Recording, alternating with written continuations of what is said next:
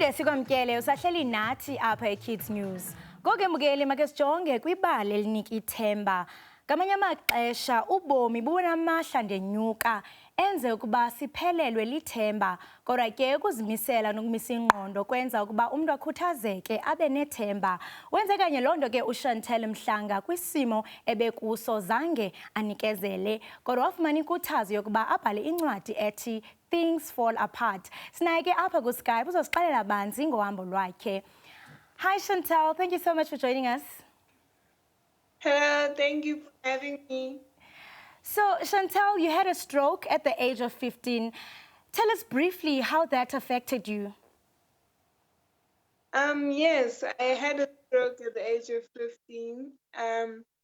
I basically contracted stiffness in my knees.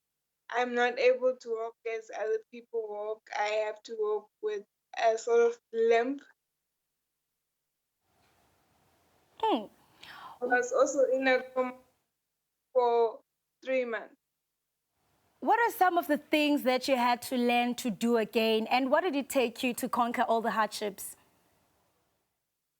I had to learn to speak again. I had to learn to walk again. I had to learn to potty train myself again.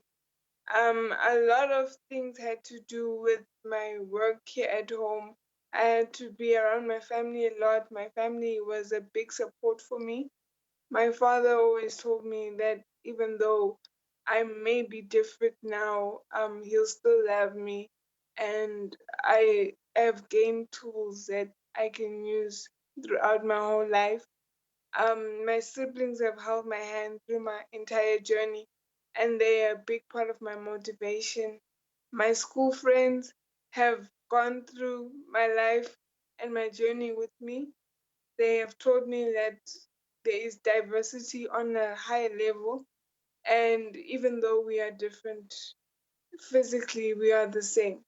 And I feel my teachers have shown me that I can turn tragic situations into my future and it can be bigger and better than it was. And you are a proof that it's all possible. I mean, writing again then became an important tool. It turned you to the author of Things Fall Apart.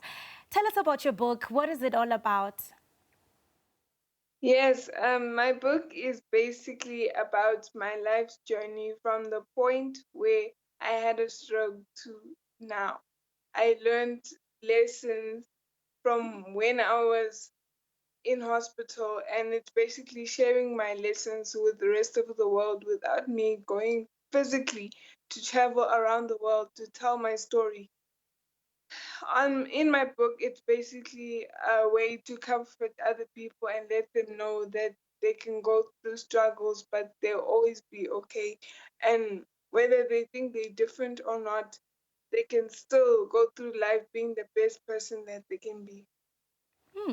And how do you hope this book will inspire others who also have faced the same challenges?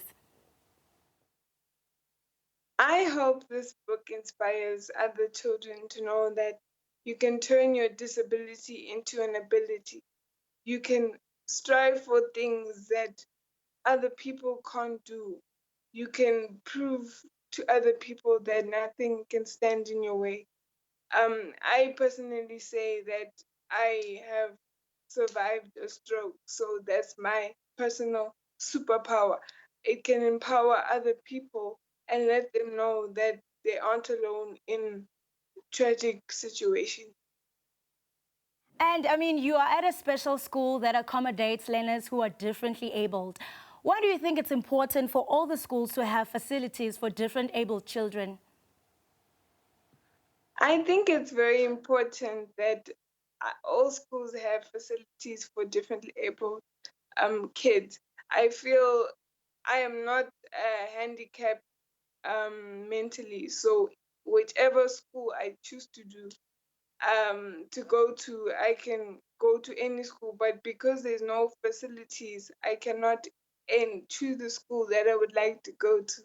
I feel that whenever we go to the supermarket, we should have facilities to empower disabled people and be able to empower them make them know that even though they can't reach certain shelves that other people can, they can still feel normal and be like other people. We can survive in harmony. I mean, there are learners actually awaiting for matric results. Some may have not passed. As an achiever yourself, what is your message to them?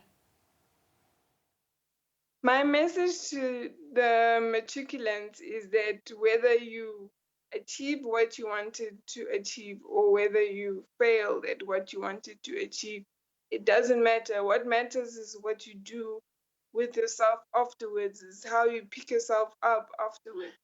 It doesn't matter how hard you fall, but it matters how you get back up again. It matters how you perceive yourself and how you see the growth that you've had. You must strive to be 3 times as better than you were before. I feel matric results cannot diminish a person.